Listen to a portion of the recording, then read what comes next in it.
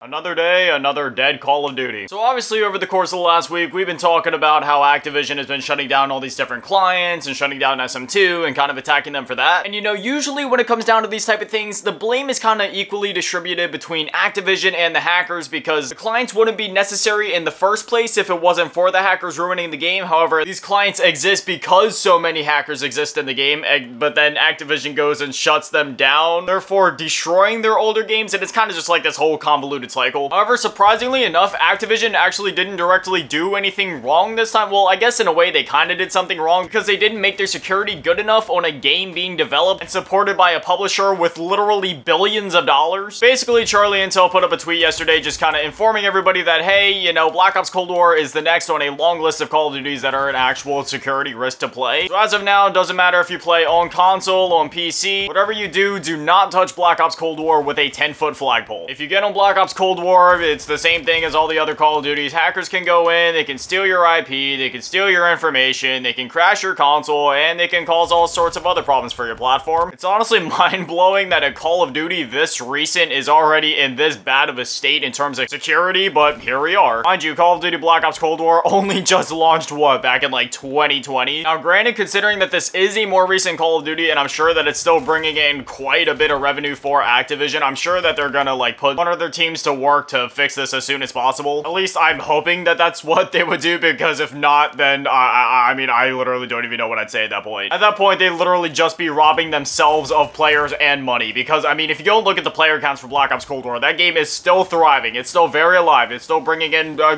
good bit of revenue. Yeah, I don't know. Like I said in the videos from last week, normally I don't like to talk about this stuff because I try not to, you know, be too negative on this channel. However, considering that a lot of you guys that watch my videos play Call of Duty on a frequent basis and are probably like me and like to revisit those older games from time to time. In fact, I literally just saw a comment on one of my videos a couple days ago where they were like, hey, is it worth re-downloading Black Ops Cold War? Is there still people playing it? It's literally the only Call of Duty I have. Unfortunately, I replied to their comment saying, yes, it's worth revisiting Black Ops Cold War. However, with the news that broke out yesterday, unfortunately, if you're watching this video, no, it is not worth returning to that game. In fact, I would not even have it downloaded on your console for now. I mean, like, having it downloaded in itself isn't a threat. It's only a threat if you boot up the game and go online and, you know, hop into multiplayer and zombies matches and all that. If you play offline, you're obviously still safe. That being said, I'm sure most people are looking to play a game like Black Ops Cold War for the online features like multiplayer or going online and playing zombies with their friends, or heck, for me personally, when it comes to playing zombies on Black Ops Cold War, I would only want to play it online because, I mean, that's where, like, all of your unlocks and progression are at. If you play it in offline mode, you lose all of your unlocks, all of your progression, all of your perk upgrades. So yeah, if you want to play Black Ops Cold War, you can still play it offline, but otherwise, if you're like me and you would really realistically only be wanting to play that game in online mode for obvious reasons, then I'd say maybe just delete the game for now. I mean, there's other games you can, multiple other games that you can install for the massive, like, 100 gigabytes that Black Ops Cold War takes up. It's just really sad because obviously, like, I adore Call of Duty. I've been playing this game for 15 years now, and it just makes me sad seeing all these games that I love and adore and have put so many, literally, I was just talking about it a couple days ago too, how I've put like hundreds of hours into Black Ops Cold War. Like,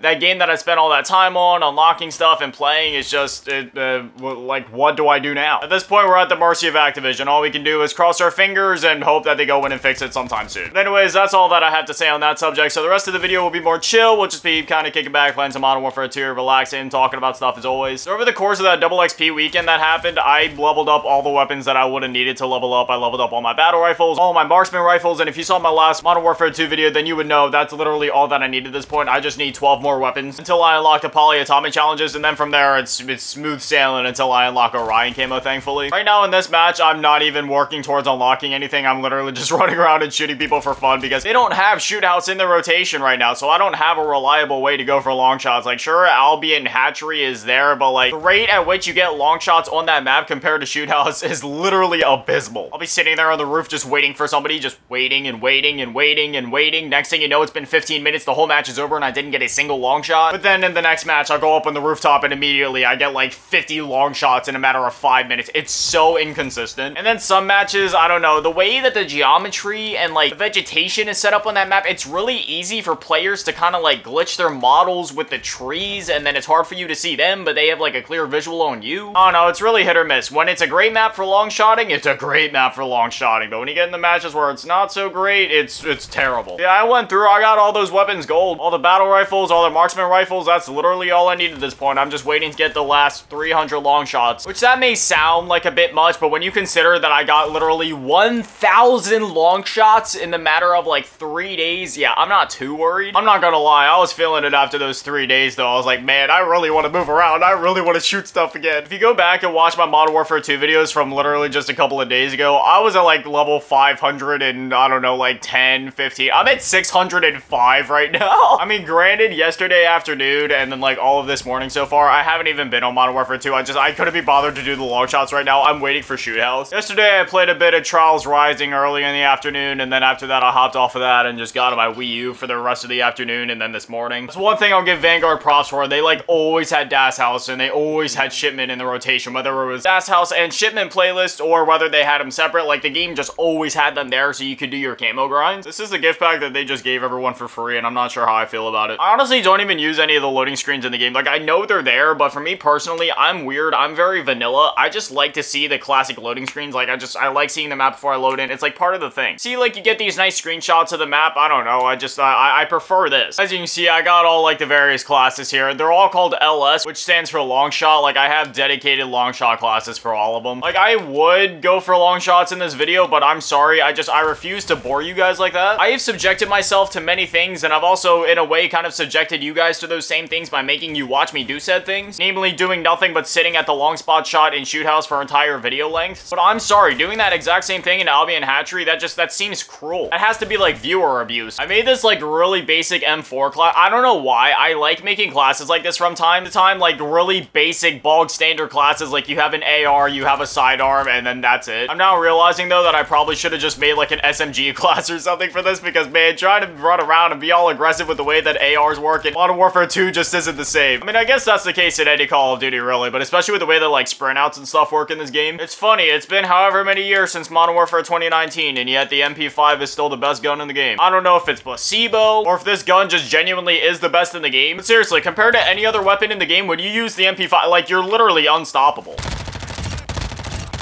Like come on.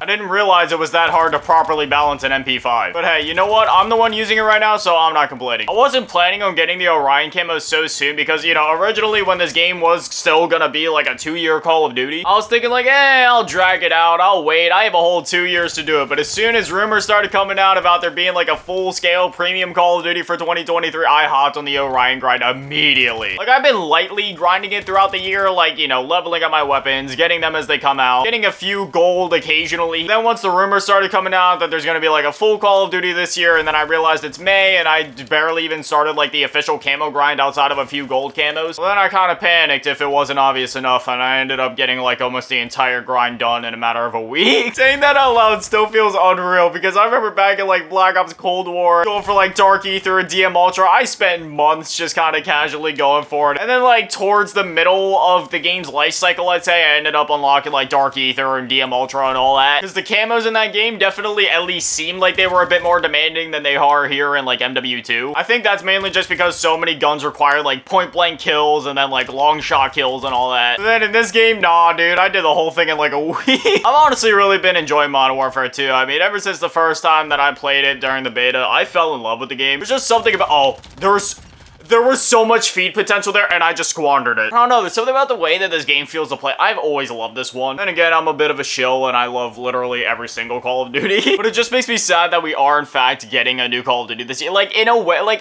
it's hard to explain, because, like, I'm glad that we're getting a new Call of Duty this year, because obviously I love Call of Duty, and I'll always welcome more Call of Duty with open arms. But at the same time, it's like, they told us originally that this was gonna last for 2 years, so I was already in that mindset of, like, getting cozy with this game, getting settled in, getting ready to, like, grind out the camos for 2 years straight. And now it just leaves me with this weird feeling because I'm getting a whole year chopped off of that. Like, it's like the life cycle that I was expecting is just, it's getting cut short, which, again, I don't mind because I welcome more Call of Duty with open arms. I love Call of Duty. But at the same time, like, we're midway through the game and now I have to, like, readjust my mindset and realize, oh man, we're already past halfway with this game's life cycle. The next game's gonna be out in not even 5 months, like maybe a little over 5 months, okay? If it comes out in early November, then we still got like 5 months and 2 days. But if it comes out at the end of October, we don't even got a full 5 months and we're gonna be playing the new Call of Duty already, which is insane. At the very least, I hope that they like transfer over our camos. Like, I hope that the new game has its own camo grind, obviously, but if they could like transfer over Orion to the new game, because I'm assuming that this game is gonna be integrated with like Warzone 2 and all that other stuff. So if they could like let us at least use our camo if we unlocked it in Modern Warfare 2 and Modern Warfare 3 or Modern Warfare 2.5, whatever it's gonna be called, I'd really appreciate that. Anyways, yeah,